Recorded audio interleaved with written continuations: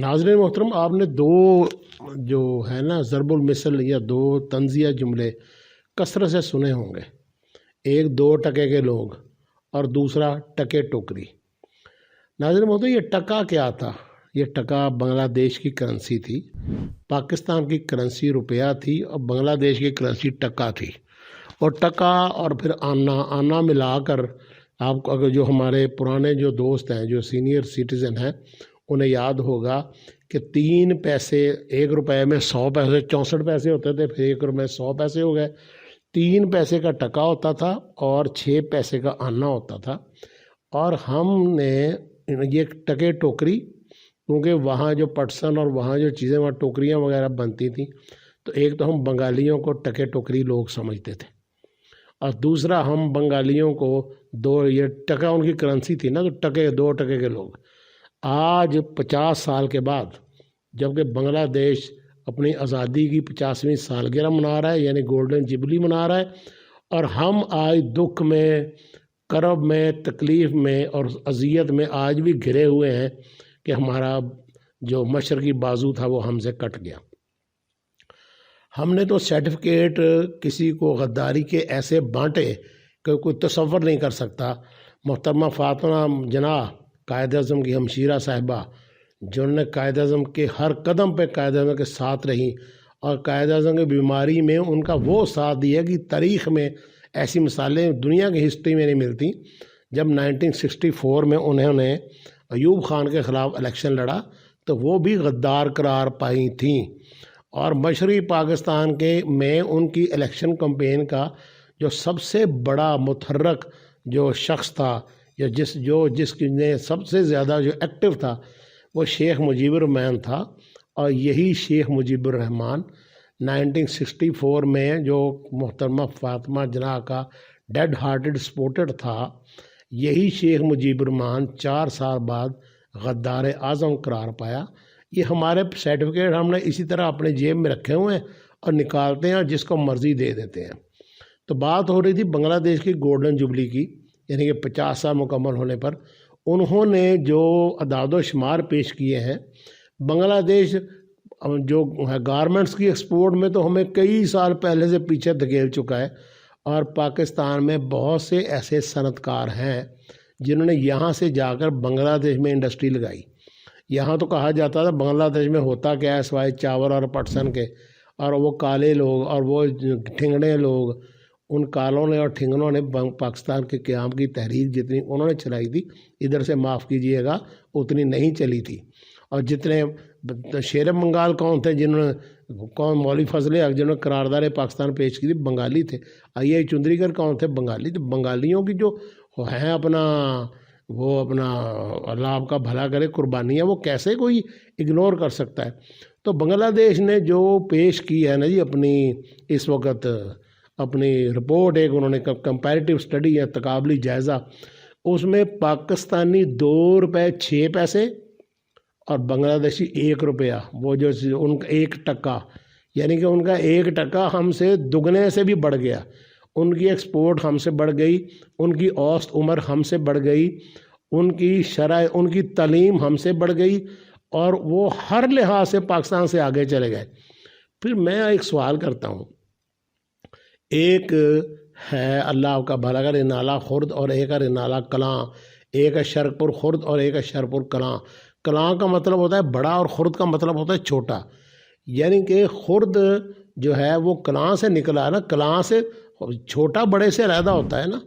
बांग्लादेश हम वो उनका जो थ्योरी है ना उनकी ये कि हम आपसे अलहदा नहीं हुए, आप हमसे अलहदा हुए हैं। कोई अक्सरियत में तो हम थे, आबादी तो बांग्लादेश की ज़्यादा थी, मशरक़ी पाकिस्तान की आबादी ज़्यादा थी। रकबे के लिहाज से बेशक वो कम था।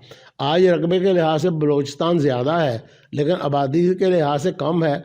तो वसाइल की तकसीम जो आती है तो पंजाब को अहमियत मिलती है, क्योंकि पंजाब की आबादी ज़्यादा। तो ये फार्मूला बांग्लादेश पे तो हमने नहीं लगाया। तो मैं बात कर रहा था कि उस वक़्त कि कैसे उन्होंने अपना कंपैरिजन एक दिया है और कैसा बांग्लादेश स्टेबल हुआ है।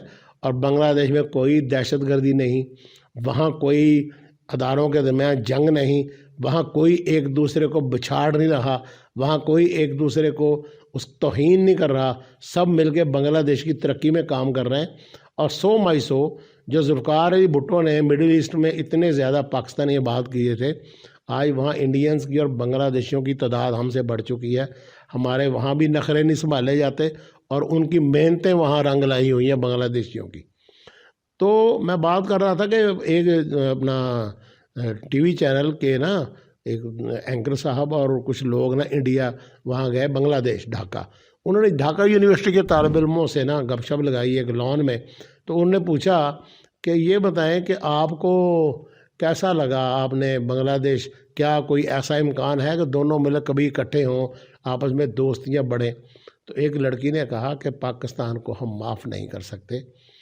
اگر پاکستان نے جو ہمارے 1400 بندے چن چن کے مارے، جن میں علماء، جن میں پروفیسر حضرات، سائنسدان، دانشور اور جو ایلیٹ کلاس کے ٹاپ کے 1400 لوگ تھے جو پاکستانیوں نے چن چن کے مارے، اندازہ لگائیے، آپ غور فرمائیے کہ یہ 1400 جو مارے گئے، جو قتل کیے گئے، جو شہید کیے گئے، وہ پاک فوج نے نہیں کیے تھے، وہ مکتی بھانی نے کیے تھے، انڈینز نے کیے تھے۔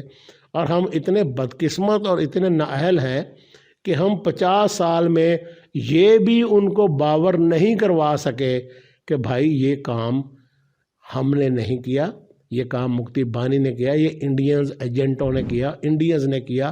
آگ کو بڑھانے کے لیے ہماری خارجہ پالیسی یا ہمارے جو ڈپلومیٹ ہیں یا ہمارے جو باہر کام کرنے والے ہیں وہ اتنے نااہل ہیں کہ وہ یہ بھی آج تک 50 سال میں اس چیز کی کلیئرٹی نہیں دے سکے کہ جناب ہمارے ہاں ہم اس شامل نہیں تھے اس میں۔ اب بنگلہ دیش کا بچہ آج بھی، ابھی جو بچی بات کر رہی تھی وہاں پہ یونیورسٹی میں، اس کی عمر زیادہ سے زیادہ 22-23 سال ہوگی، اور یہ 6-7 سال 8 سال پہلے کی بات ہے، تو 30 سال لگا لیں۔ اس کا مطلب وہ بچی بنگلہ دیش بننے کے 20 سال بعد پیدا ہوئی، تو اس کا مطلب سینہ گزٹ میں تو ان کی یہ باتیں آج تک آ رہی ہیں نا، جو نفرت بڑھا رہی ہیں۔ تو ہم نے اس نفرت کی دہلیز کو کم کرنے کے لیے کیا کیا؟ کچھ بھی نہیں کیا۔ میں بات کر رہا تھا، مجھے نا میں تو اس وقت میرے تو شو بچپن میں تھا، میں تو شاید کچی پکی یا دوسری تیسری جماعت میں ہوں گا جب بنگلہ دیش بنا، مجھے تو اتنا یاد نہیں، لیکن مجھے یہ کریوسٹی تھی کہ کیا ہوا۔ جب میں پنجاب یونیورسٹی پڑھتا تھا تو میں پنجاب پبلک لائبریری گیا، یہ ہے لاہور میں مار روڈ پر عجائب گھر کے بالکل پیچھے، میوزیم کے پیچھے، اس کے بالکل بغل میں۔ تو وہاں میں نے اخبارات جو ہوتے ہیں نا پرانے، اس سے بڑا کوئی ہسٹری کا اثاثہ نہیں ہوتا، تو میں نے نا وہاں سے وہ مٹی میں بھرے ہوئے اب اخبارات نکالے، اس وقت کے نوائب وغیرہ نکالا، کوہستان نکالا، مشرق نکالا، جنگ نکالا، یہ میں نے اخبارات نکالے 1971 کے اور 72 کے۔ میں نے ان میں چیدہ جو اخبارات کی فائلیں تھیں ان کو پڑھی، مٹی سے بھرے ہوئے تھے وہ۔ تو میں نے چونکہ نوائب وقت ایک نظریہ پاکستان کے حوالے سے ایک منفرد اخبار تھا، تو میں نے نوائب وقت کی ساری پڑھی۔ 16 دسمبر کو جس روز 4 بجے پاکستانی افواج جو ہیں وہ ہتھیار ڈال رہی ہیں اور سرنڈر کر رہی ہیں، اس روز کی یعنی 16 دسمبر کی اخبارات کی سرخی یہ تھی کہ پاکستانی افواج نے راجشاہی، سلہٹ اور چٹاگانگ کے بہت سے علاقوں پر قبضہ کر لیا، اور پاکستانی افواج جو ہے وہ پیش قدمی کرتی ہوئی آگے بڑھ رہی ہیں، اور پاکستان یہ کر رہا ہے اور فلاں کر رہا ہے، اور فتح کے جھنڈوں کی اور فتح کی نوید کی اس وقت وہاں کوئی رپورٹنگ تو ہو نہیں رہی تھی۔ ہم اس وقت اخبارات نے یا میڈیا نے تو اسی پہ، سوشل میڈیا تب تھا نہیں، تو انہوں نے تو اسی پہ اکتفا یا ڈیپینڈ کرنا تھا جو سرکار ان کو۔ اب دیکھیں 16 تاریخ کو تو کامیابی کی خبروں سے 16 تاریخ کے سارے اخبار، 16 دسمبر 1971 کے سارے اخبار بھرے پڑے ہیں، اور 17 دسمبر کے اخبارات سوگ میں ڈوبے ہوئے ہیں، کیونکہ 16 دسمبر کی شام 4 بجے ڈھاکہ فال ہو چکا تھا، ہماری ہتھیار افواج نے پھینک دیے تھے، ہم نے سرنڈر کر دیا تھا، اور پاکستان، مشرقی پاکستان بنگلہ دیش بن چکا تھا۔ اب بات یہ ہے اس کے بعد 3 دن بعد یحییٰ خان صاحب ریٹائر ہو گئے کہ ان کے پاس کوئی اور آپشن نہیں تھا، بھٹو آئے، اور بھٹو کا ایک بہت بڑا کریڈٹ ہے کہ اس نے ٹوٹی ہوئی قوم کو جوڑا، اور کئی دن تک میری والدہ بتاتے ہیں، اللہ میری والدہ کو زندگی دے سلامت رکھے، وہ بتاتے ہیں کہ کئی دن تک گھروں میں کھانے نہیں پکے تھے، اور ہر گھر میں رونا تھا، ہر گھر میں سوگ تھا، کیونکہ ابھی تو 22 سال ہوئے تھے پاکستان بنے کو، 23 سال، اور لوگوں کے زخم ہرے تھے. ابھی تو لوگوں نے ہزاروں لاکھوں لوگ مروائے تھے، جو شہید ہوئے تھے، جو سکھوں نے 16,500 بچیوں نے، مسلمان بچیوں نے سکھوں کے بچے پیدا کیے. اسی قسم کی حرکت ادھر پنجاب جو سکھوں کی بچیاں اغوا ہوئیں، ہندوؤں کی اغوا ہوئیں، وہ مسلمانوں نے کی. دونوں طرف اسی طرح ہوا، کم کسی نے بھی نہیں کیا. لیکن 16,500 کلمہ گو بچیوں نے کیا سکھوں کے بچے پیدا نہیں کیے؟ یہ کوئی تھوڑی. اور صرف 24 سال کے عرصے میں پاکستان جو تھا وہ آدھا رہ گیا، اور دنیا کا سب سے بڑا اسلامی ملک کا کہیں نام و نشان نہ رہا، کیونکہ وہ آدھا ٹوٹ گیا آپس میں. اب آپ ذرا غور فرمائیں کہ اس کے بعد میں نے اخباریں پڑھی تو ٹھیک 8 دن بعد جناب لیڈ تھی کہ بھٹو نے 300 کرپٹ ملازمین کو پورے ملک سے نکال دیا، نوکریوں سے برخاست کر دیا. مجھے آج تک اس بات کی سمجھ نہیں ہے کہ 8 دن کے اندر بھٹو کو کہاں سے پوری لسٹیں مل گئیں. اس وقت نہ کوئی واٹس ایپ تھا، نہ محکموں کا پتہ تھا، پاکستان ٹوٹا ہوا تھا، ادارے برباد تھے، ہر چیز ختم تھی، دفاتر میں حاضریاں نہیں تھی سوائے گریا کے اور رونے کے، اور کام کوئی نہیں تھا. تو بھٹو صاحب کو 8 دن کے اندر لسٹیں کیسے مل گئیں؟ کیسے انہیں پتہ چل گیا کہ کون کون کرپٹ ہے؟ کیا انہوں نے کوئی ورک کیا ہوا تھا؟ بالکل کچھ نہیں، پک اینڈ چوز ہوا. اور اس میں بہت سے اچھی شہرت کے اور ایماندار آفیسر بھی اپنی نوکریوں سے گئے. اور جہاں تک مجھے یاد پڑتا ہے یا جو میری معلومات ہیں، اگر میں غلط کہوں تو کوئی تصحیح بھی فرما سکتا ہے، کہ عمران خان کے والد اکرام اللہ خان نیازی وہ انجینئر تھے. میرے والد بھی انجینئر تھے، اور میرے والد اللہ انہیں غریق رحمت کرے وہ کہا کرتے تھے کہ اکرام اللہ نیازی ایک ایماندار اور کمپیٹنٹ آفیسر تھا. میرے والد صاحب ان کے ماتحت کام کرتے رہے ہیں، اور میرے والد صاحب ان کی بہت تعریف کرتے تھے. وہ کہتے تھے وہ بندہ نکلنا نہیں چاہیے تھا، وہ تو اثاثہ تھا ایک محکمے کا، CNW. اس وقت کمیونیکیشن اینڈ ورکس ڈپارٹمنٹ ہوتا تھا، CNW. اور وہ CNW میں جو اکرام اللہ تھا he was executive engineer, XEN تھا گریڈ 18 میں.